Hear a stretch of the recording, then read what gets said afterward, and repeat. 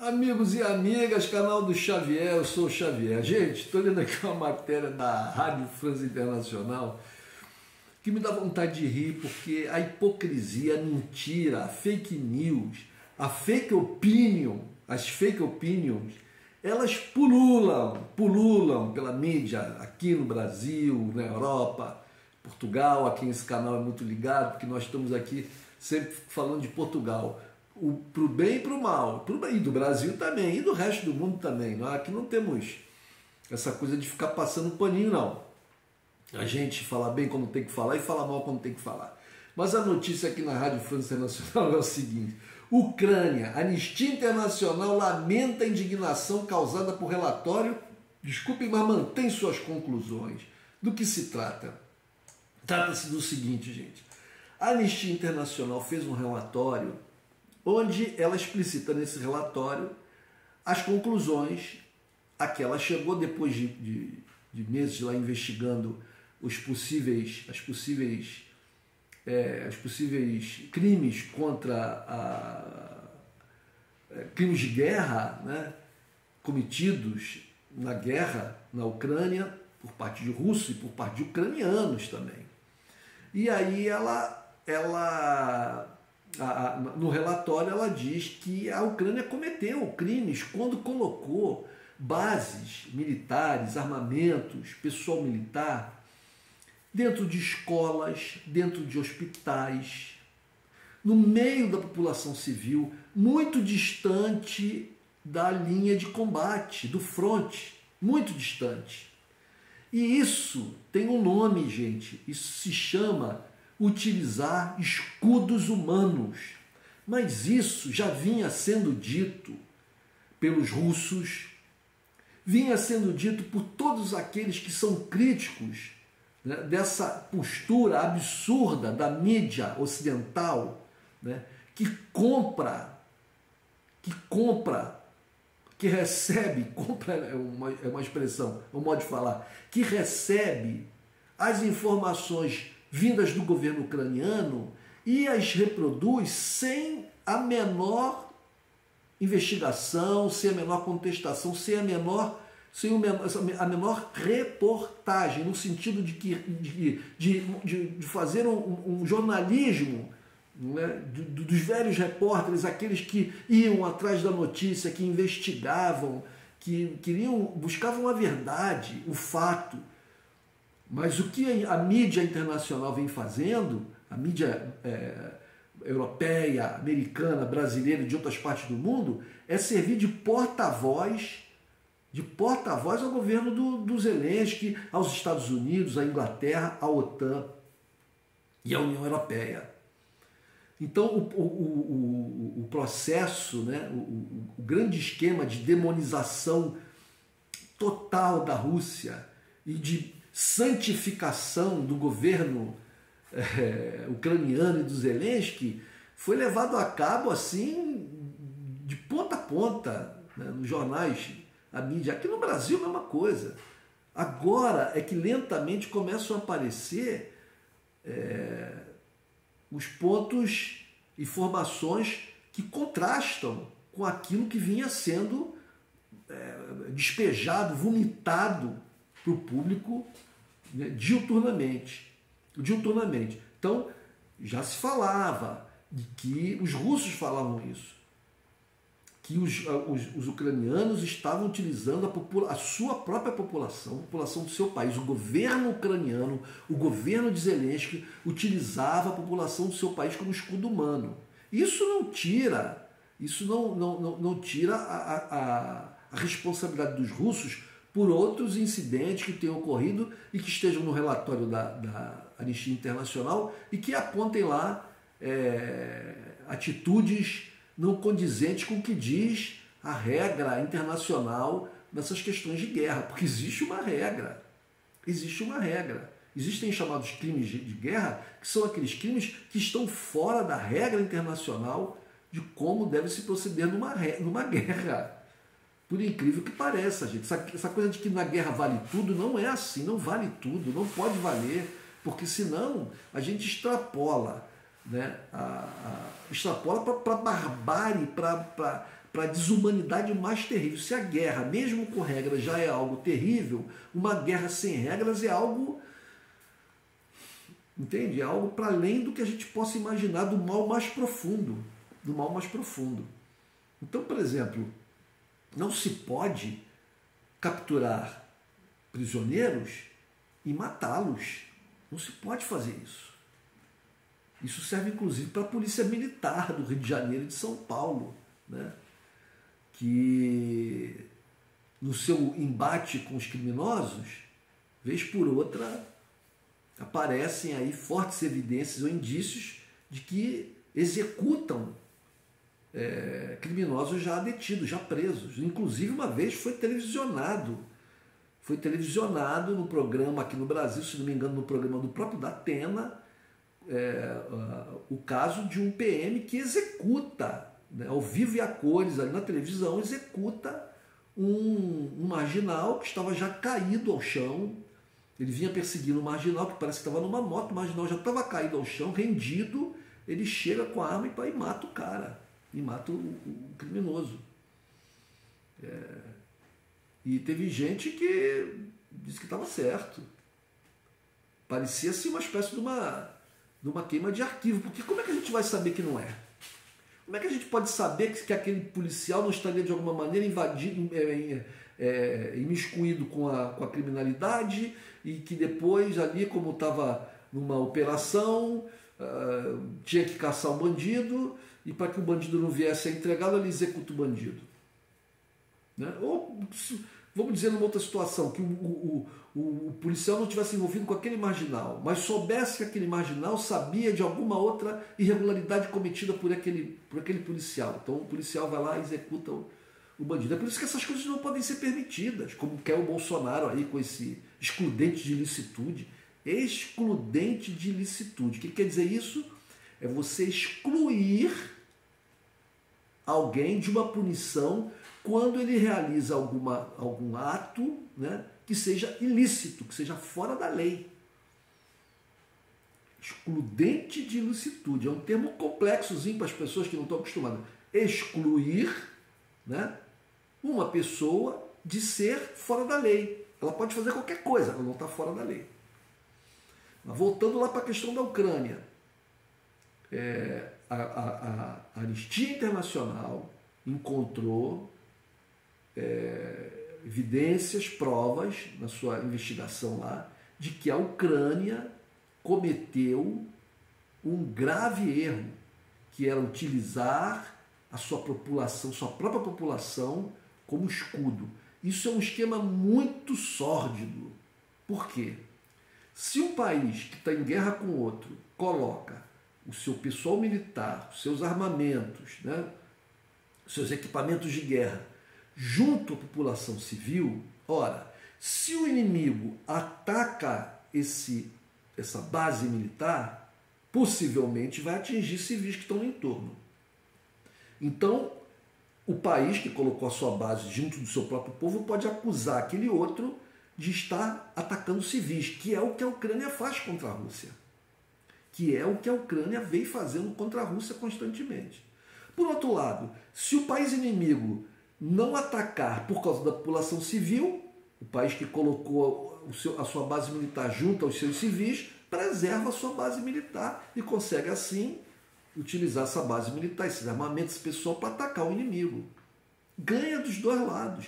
Eles só não ganham quando são denunciados. É por isso que o Zelensky teve essa reação destemperada, acusando a Anistia Internacional de estar do lado da Rússia.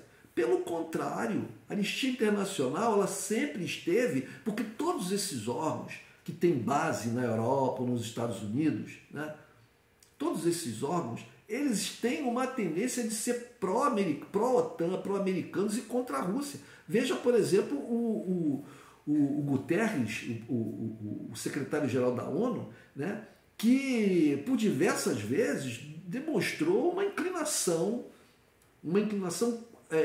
contrária à Rússia, fazendo acusações à Rússia e se inclinando para o lado da Ucrânia, para o lado da OTAN, porque ele é português, é europeu, é um cara do sistemão europeu ali, que é um sistema submetido aos interesses norte-americanos, né?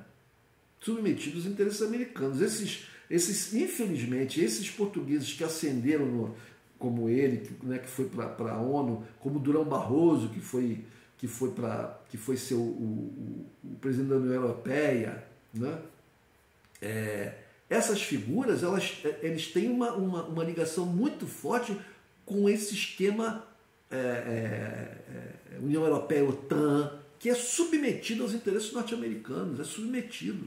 A Europa é uma região do mundo ocupada. Vejam essa subserviência total dos seus governos. Vejam, por exemplo, a questão da Alemanha, gente. Como eles são submetidos aos norte-americanos. Tem uma matéria outra que eu li, que apesar da crise climática que é visível na Europa, né, com verões assim quentíssimos, além de completamente fora do padrão, incêndios por todo lado, né? Lá eles defendendo a questão da transição verde, né, do abandono das tecnologias que nós temos em uso hoje em dia, de utilização de combustíveis fósseis e outros que podem ser muito poluentes, etc., que causam o aquecimento global, etc., etc., por questão de submissão aos interesses americanos, eles pararam com a compra, criaram toda uma circunstância que acabou redundando nessa diminuição e possível completa suspensão da compra do gás russo. Mas como eles não têm alternativa para a produção de energia elétrica, pelo menos a curto e médio prazo, eles estão queimando carvão, que é a coisa mais poluente que existe. Muito mais poluente que o gás. Muito mais poluente que o gás. Os alemães, por exemplo, vieram com um processo aí de interrupção da utilização da energia nuclear para a produção de energia elétrica, né?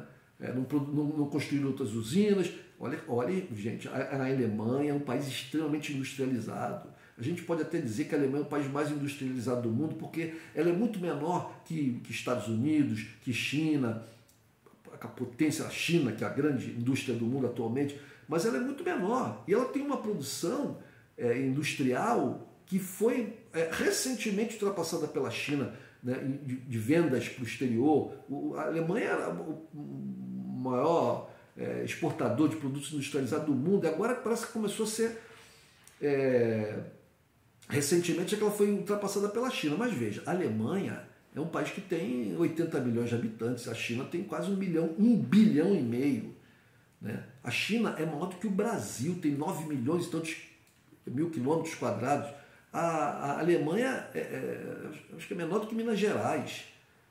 No máximo tem o tamanho de Minas Gerais. Então, num território pequeno, com uma população pequena comparada aos gigantes, né, ela consegue ter uma produção absurda. Mas para ter essa produção, ela tem muitas fábricas, muitas indústrias, e essas indústrias, essas fábricas precisam de energia elétrica. Além do que o povo que trabalha lá e que tem um bom padrão de vida, né, dos melhores padrões de vida do mundo. Porém, para manter esse padrão de vida tem que ter eletricidade. Então o consumo de eletricidade lá é muito alto, tanto pela indústria como pelas moradias, pela população em geral, principalmente no inverno. E agora eles estão numa situação difícil, porque no inverno aumenta o consumo de energia por parte da população em geral, por causa da utilização de aquecedores, etc. E aí como é que faz? Não tem gás. Vamos queimar carvão. Vamos queimar carvão, que se dane o meio ambiente. Que a gente não pode fazer negócio com a Rússia. Então é isso, é essa política insana. E vejam, o relatório da Anistia Internacional. Vou ler aqui um pedacinho aqui da matéria aqui da Rádio França Internacional. Neste domingo, a Anistia Internacional disse lamentar profundamente a indignação com seu relatório sobre a Ucrânia, mas mantendo suas alegações com base em 4 meses de investigações que acusam as Forças Armadas ucranianas de colocar civis em perigo. O presidente Volodymyr Zelensky, por sua vez, acusa a ONG de buscar anistia para o Estado terrorista russo. A Rádio França Internacional ouviu o porta-voz da ONG sobre o polêmico documento. Bom, essa atitude do Zelensky, ela mostra muito bem, né, que a preocupação dele não é com os civis, a preocupação dele é em manter a guerra, porque o Zelensky ele é um testa de ferro dos interesses da OTAN Estados Unidos. Estados Unidos OTAN. Ele é um testa de ferro. Por mais que ele possa ali às vezes parecer que tem alguma independência, porque ele faça crítica, aquilo tudo ali é mise-en-scène. Ele é um testa de ferro. Os americanos não querem que a guerra acabe, porque essa guerra coloca a Europa, os americanos conseguiram fazer isso, colocam a Europa toda de um lado e para ficar de um lado eles têm que se apoiar nos americanos. Porque a Europa, se não fosse os americanos, a Europa não teria condições militares e mesmo econômicas, né, de enfrentar a Rússia. Você veja que com essa guerra a economia europeia está indo para o ralo. Está indo para o ralo. Mas até em função dessas sanções enlouquecidas e dessa questão toda do gás. Né? Continuando aqui. O relatório provocou a demissão da responsável pela Anistia Internacional na Ucrânia, Oksana Pokalchuk, ucraniana, que censura o documento por ter veiculado involuntariamente propaganda russa. Confuso isso aqui, mas o fato é que ela foi demitida. Eu vi uma reportagem na SIC TV portuguesa em que o representante da Anistia Internacional, estava lá sendo entrevistado, um português, quando perguntado pela âncora do jornal se o que estava sendo apresentado no relatório era a utilização, podia se dar o nome de utilização de escudos humanos, ele não é bem isso, não se trata disso. Como não se trata disso? Como não se trata disso? Vou repetir.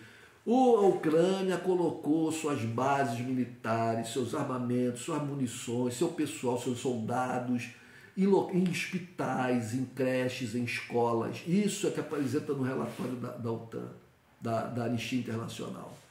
E isso é proibido. É proibido pelas leis internacionais a utilização desse tipo de construção para a alocação de pessoal militar, de armamento, etc.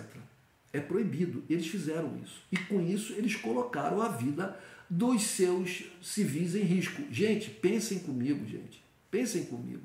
Não há o menor interesse por parte da Rússia. Não há o menor interesse por parte da Rússia em matar civis de forma aleatória, pela simples razão de que muitos desses civis são aliados da Rússia, são ucranianos de fala russa,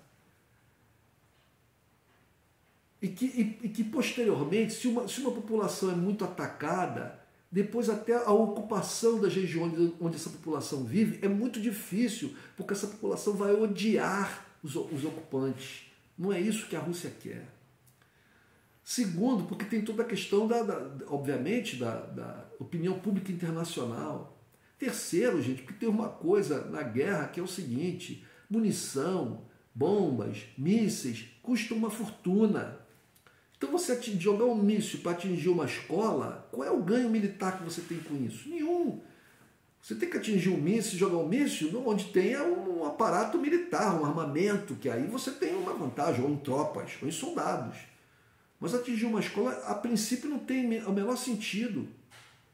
Então, não é racional você pensar que os russos estivessem fazendo isso de forma constante.